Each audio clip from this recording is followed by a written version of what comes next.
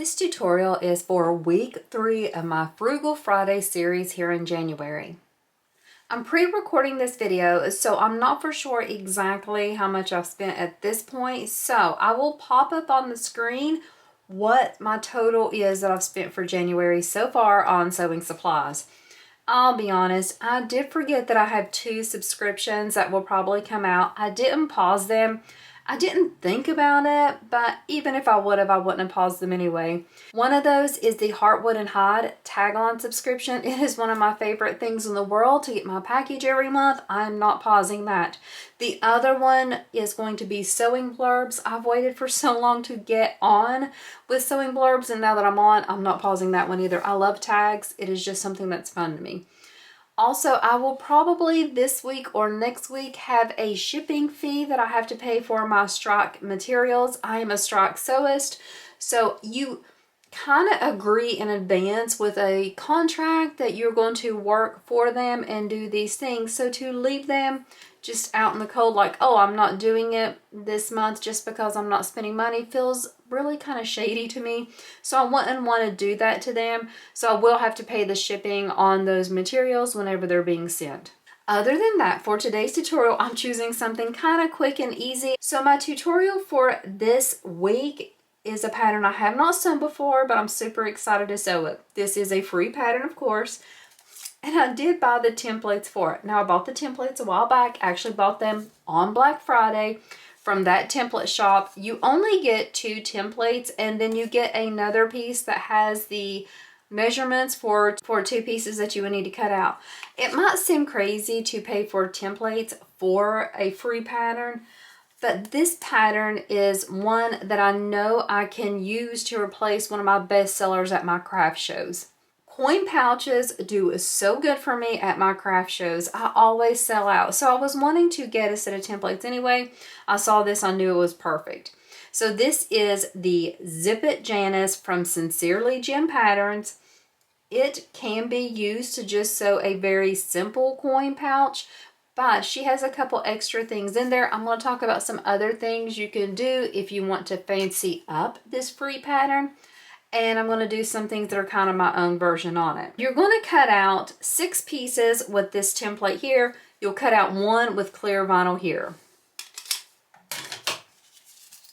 I also cut out 1 zipper tab. The pattern actually calls for 2 zipper tabs, but I love to do one side as a 90-degree angle. I feel like it just lets me get into the pouch and have like a little bit of a wider opening. The pattern also calls for a D-ring, but I am opting not to use a D-ring. I'm just going to use this zipper pull that has a really wide opening, so you can hook this onto a key ring, or for me, a wristlet if I wanted to do it that way.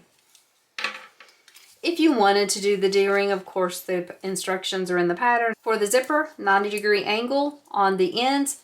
I just use the pattern measurements to make a piece of double fold tape to slip on the end of my zipper. Make sure I had my pull on. This is going to be the exterior for this pouch. This is a print from Jen's Fabrics. It is currently available for pre-order now. If you're interested, I'll have that link in my description. I do have a tag, a woven tag that is from Sewing Blurbs that I'm going to add on to the bottom. On the back of each of these pieces, I have a SF101, just a medium weight interfacing, and this is a cotton canvas. So technically I wouldn't really need to do anything, but I did wanted this a little bit of a sturdier pouch. If I was batch sewing these for a craft show and was using a cotton canvas, I probably wouldn't add any interfacing at all. These 2 pieces are going to be my inside, my lining pieces. This is going to be the back exterior. And then this is going to be my slip pocket. For my slip pocket, this is going to be the exterior. This is going to be the lining piece. And then I'm also going to use a piece of clear vinyl to make an ID pocket.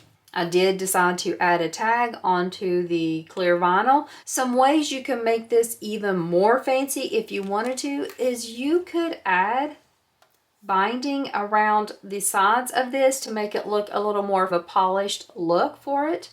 You could also sew these wrong sides together like this and put a layer of trim or binding, piping, whatever you want on the edge of this, or even piping around the entire thing.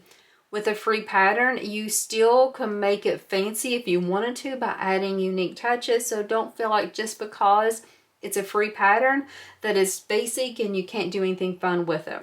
I have the tag just glued on. I have my zipper tab just clipped on. I'm going to do these steps first. So the first thing I'll do is I'll just top stitch my zipper tab on, and then I'm just going to top stitch all around this tag to attach it to the clear vinyl. So let's do those steps to get this pattern started.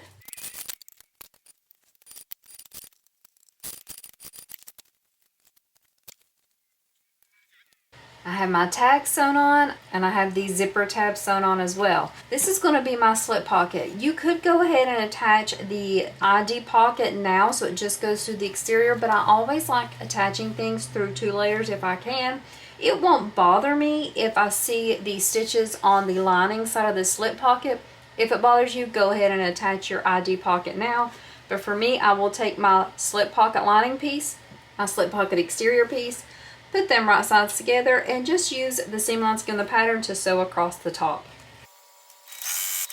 You can trim down your seam allowance if you want, especially if you have something bulky, where mine's not bulky and it's just a cotton canvas. It won't bother me to just leave it there. I'm going to press it flat, and then I'm going to fold it in there. And now I'm going to top stitch 1/8 of an inch across that seam. Now I'm going to add this ID pocket. I am just going to center this on here, and I'm going to stitch around the 3 sides, leaving the opening on the short side. If you have trouble sewing with clear vinyl, you could change to a Teflon foot.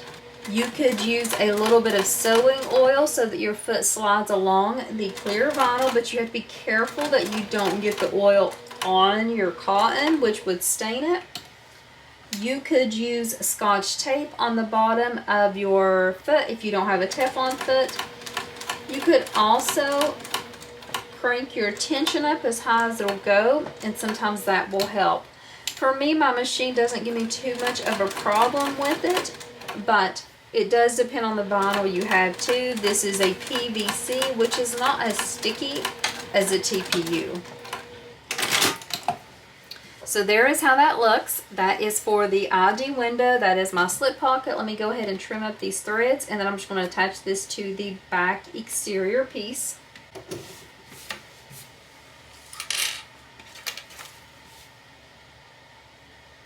Matching up the sides and the bottom, and then let's just baste this into place. That is how that back pocket looks. Now, the pattern does say you can add a snap here. I did not want to add a snap, but a cam snap, a magnetic snap, spring snap, whatever you want. If you wanted just an extra little bit of security in this pocket, you could definitely do that. For me now, what I'm going to do is I'm going to start putting this all together. I have a front and a back, and I have my lining pieces. I'm just going to do a zipper sandwich instead of basting everything together. So since this is going to be my exterior, I'm going to take my zipper, and I'm going to have it closing to the left, and I'm going to place it right sides down, matching up that top edge and making sure I center the zipper tape. At this point, definitely make for sure that your zipper will not be in the seam allowance at all. You do not want to be sewing over your zipper or the zipper tab. This is how that front looks. I'm going to go ahead and take the lining piece, place it right sides down so the exterior and the lining are right sides together. Everything should match up. Like you can see how that's off. I need to make sure I have it matched up perfectly. If it's shifting, you could even put some clips here on the side, and then I'll just remove the clips to include the lining with the exterior and the zipper. I'm going to sew from one side to the other with the seam allowance given in the pattern. I'll be kind of holding firm. I may need to move my pull over when I get to that spot.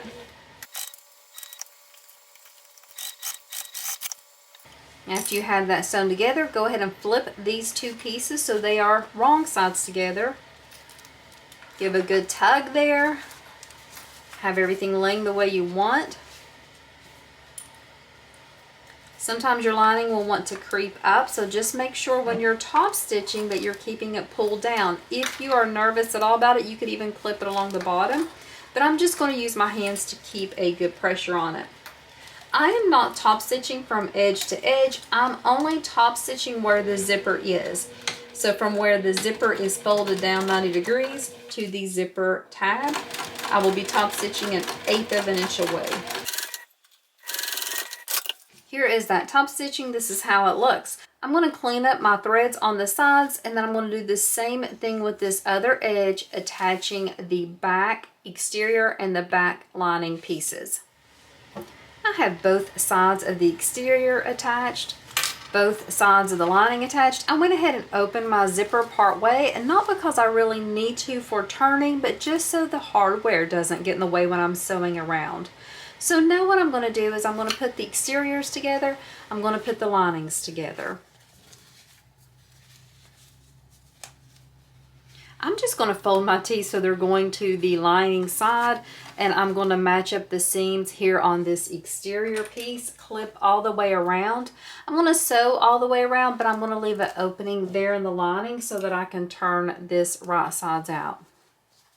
Again, I'm just going to push so those teeth are kind of angling towards the lining, and I'm going to have those seams on the exterior kind of folded together. You don't have to do it that way, it's just the way I typically do it. Going ahead and clipping the lining together also. I'm going to start sewing here at the lining. I'm going to leave maybe 3-4 inch opening there at the bottom. I'm going to sew with a bigger seam allowance on the bottom, and then whenever I get to this top, I'm going to angle. I'm going to start angling probably right around here to a smaller seam allowance and sew the exterior with a smaller seam allowance, just to let this lining fit a little more snugly. We know we cut all these pieces the same size, so that will just help us get a little bit better of a fit. Again, make sure that your zipper tab is not in your seam allowance. I'm just going to do a little bit of trimming there for the lining. I'm not going to trim anything on the exterior. I'm going to take my time and start pushing that exterior through the opening. If you wanted to leave your opening bigger, you definitely could. I'm just left mine kind of small, and so I'll have to go slow with mine. Okay, I have this turned right sides out. I'm just going to use my fingers to kind of tuck in that lining opening. Put a few clips there. I'm going to close the lining. Just sew across just 1/8 of an inch. This would be another place you could put a woven tag if you wanted to. I'm going to tuck that lining inside. Now, I did use a cotton canvas and several layers of woven interfacing. So my little pouch is super structured. I really wanted it this way. Like I said, if this wasn't for me, I would not have put this much on there. So what I'm going to do now is I'm going to use some clips to kind of get everything to compress the way I want it to.